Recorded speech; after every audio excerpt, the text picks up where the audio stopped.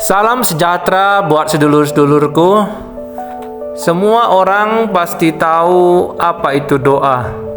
Tetapi tidak semua orang yang doanya bisa sampai kepada Tuhan. Pada video ini kita akan membahas bagaimana sih doa yang benar secara spiritual.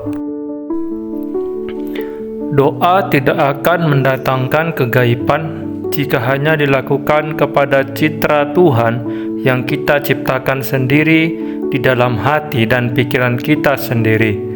Kegaibannya akan nyata jika kita bisa menyambungkan doa kita kepada sosok pribadi yang kepadanya doa itu kita tujukan. Allah dan Tuhan adalah sesuatu yang nyata ada. Jika hanya menjadi pencitraan dan pengkultusan, keberadaan Tuhan tidak mendatangkan kegaiban apa-apa pada manusia. Kegaiban yang terjadi hanya berasal dari kegaiban duniawi saja. Tetapi jika kita bisa menyambungkan sugesti batin kita kepada sosok pribadi yang menjadi Allah dan Tuhan, maka kuasa Tuhan akan menyatu dengan kita, menjadikan kepercayaan kita hidup dan mengandung kuasa Tuhan yang akan menjadi kesaksian bahwa Allah itu benar ada dan kuasanya nyata. Gagalnya suatu doa dan kita tidak merasakan kedekatan dan ketersambungan dengan Tuhan disebabkan karena ketika berdoa dirinya keras berpikir, Tuhan itu begini dan begitu. Sambil doa dia juga berpikir kata-kata agama begini dan begitu, kata ustadz begini dan begitu. Sambil berdoa terus saja dia menciptakan persepsi sendiri tentang Tuhan, sehingga persepsinya itu menggiringnya ke Tuhan palsu, sekalipun ia benar menyebut nama Tuhan. Ketika berdoa cukup satukan hati, pikiran, rileks, biarkan batin bekerja. Cukup sugestikan batin dan pikiran kita mendekat ke Tuhan di atas sana, tanpa mempersepsikan tentang Tuhan. Datang apa adanya kepada Tuhan dengan bahasamu sendiri. Tidak perlu memakai bahasa-bahasa lain yang tidak engkau mengerti. Nantinya Tuhan akan jelaskan di batinmu dirinya dan kehendaknya untuk kau lakukan ketika kau masih di dunia dan kelak kau diterima oleh Tuhan. Dengan begitu, Anda akan merasakan suatu peristiwa yang tidak akan pernah dirasakan di ibadah manapun. Karena sudah terbiasa tulus berdoa apa adanya, dibarengi merubah perilaku, tingkah laku makin baik, maka kita akan bisa buktikan Tuhan itu nyata dalam batin kita. Selanjutnya, karena ketulusan itu, kekuatan roh, berkat, ampunan, karunia dan sebagainya akan diberikan Tuhan kepada kita. Datanglah kepada Tuhan apa adanya, minta pengampunan dosa, bimbingannya, dan lainnya. Datanglah kita dengan ketulusan, bukan karena mengejar pahala atau pamrih dunia. Sebab jika kita dekat pada Tuhan, berkah keilahiannya, berkah dunia juga akan diberikan Tuhan kepada kita, dibarengi selalu rasa bersyukur. Karena menciptakan banyak persepsi tentang Tuhan, maka muncullah doa-doa karangan, zikir karangan, ibadah karangan, dan sebagainya yang diyakini dengan doa karangan itu akan mengantarkan kita ke Tuhan, padahal tidak sama sekali. Jadi apa sebenarnya yang dimaksud dengan doa? Ada dua pengertian doa, yaitu pengertian kecil dan doa dalam pengertian besar. Doa dalam pengertian kecil, ketika kita sedang dirundung masalah, seringkali kita nyebut nama Tuhan agar dimudahkan jalan solusi dari segala masalah yang kita hadapi. Contoh, doa pengertian kecil dan bergumam dalam hati, "Ya Allah, rezeki saya terpuruk sekarang ini. Mudahkanlah ya Allah dan bukakan jalan." Doa dalam pengertian besar yaitu ketika kita menyediakan waktu khusus dan langsung berkomunikasi dengan Tuhan. kita sampaikan kepada Tuhan langsung yang kita alami. Kita ungkapkan isi hati kita tanpa ada yang ditutupi. Sedangkan doa pengertian agama adalah ditekankan pada doa hafalan, sehingga kita tidak menikmati doanya sebatas hafalan. Mau paham artinya atau tidak, yang penting diucapkan saja. Terjadi dogma dan pengkultusan. Akhirnya di kalangan agamis timbul pengkultusan. Doa ini mustajab, doa ini kurang mantap, doa ini begini dan begitu. Tanpa kita sadari sudah menuhankan bunyi atau kalimat doa. Padahal esensi sebuah doa adalah yang timbul dari batin, timbul dari yang kita rasakan. Sebab setiap manusia memiliki masalah masing-masing dan tidak sama. Jadi kita harus bisa memisahkan mana doa keagamaan, mana doa pribadi atau ketuhanan. Di saat kita ibadah keagamaan, ya kita ikuti aturannya. Jika doa pribadi, ungkapkan saja yang kau rasakan dan alami kepada Tuhan langsung dan tidak memakai perantara. Yang sering terjadi adalah doa kemunafikan. Misalnya, sebut nama Tuhan, sering ibadah, sering, tapi giliran ada peluang nyuri atau korupsi tetap dilakukan. Ada peluang menipu tetap dilakukan. Inilah yang disebut mengingat Tuhan tapi munafik dalam tingkah laku.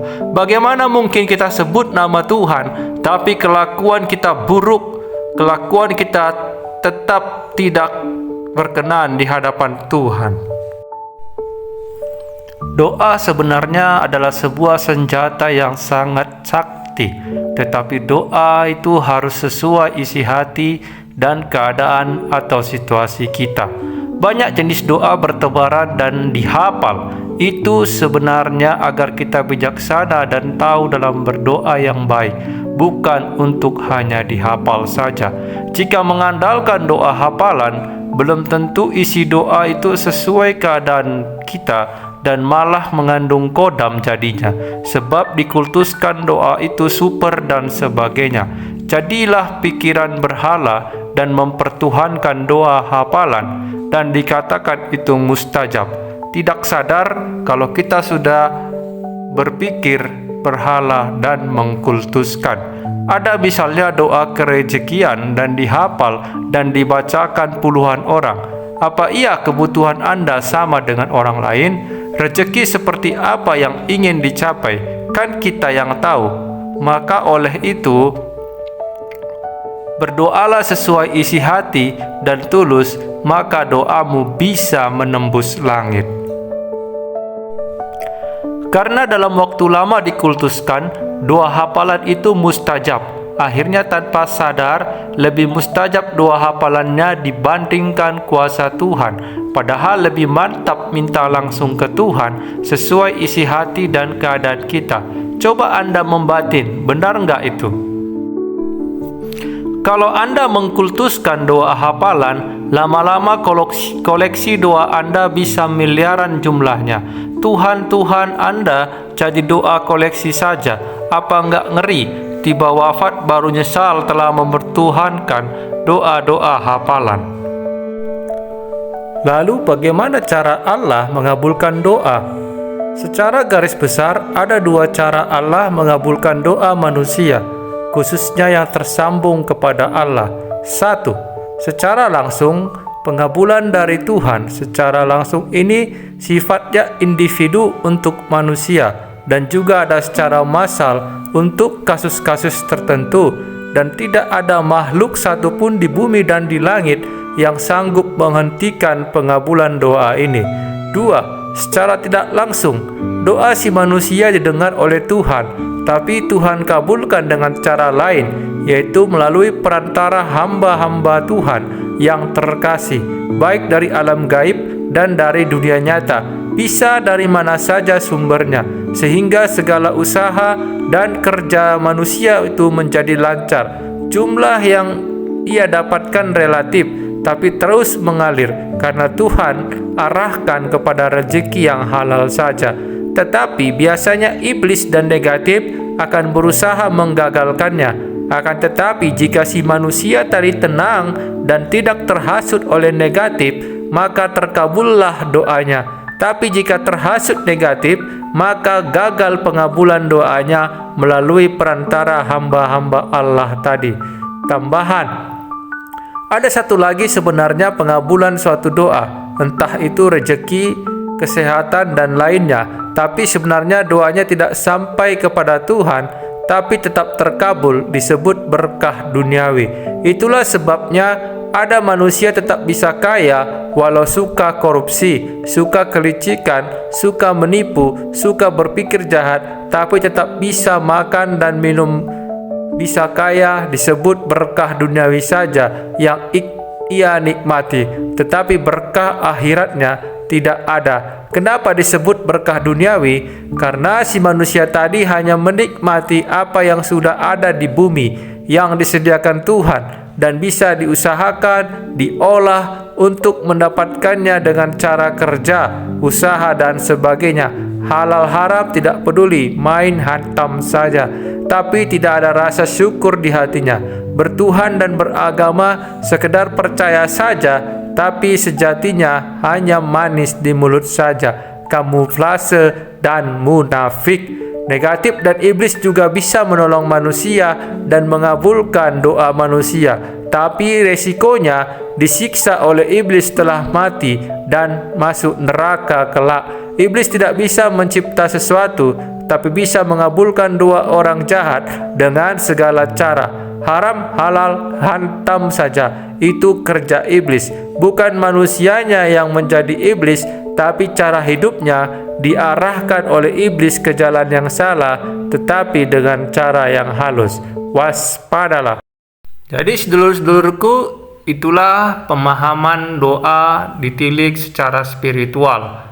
Jadi doa secara spiritual itu bisa mengantarkan kita kepada Tuhan yang benar, sedangkan doa agama atau doa yang dihafal-hafal belum tentu bisa mengantarkan kita kepada Tuhan yang benar. Intinya adalah ketulusan hati dan perubahan sikap yang seturut dengan kasih yang diberikan oleh Tuhan pencipta semesta alam. Sampai jumpa di video selanjutnya. Rahayu, rahayu, rahayu.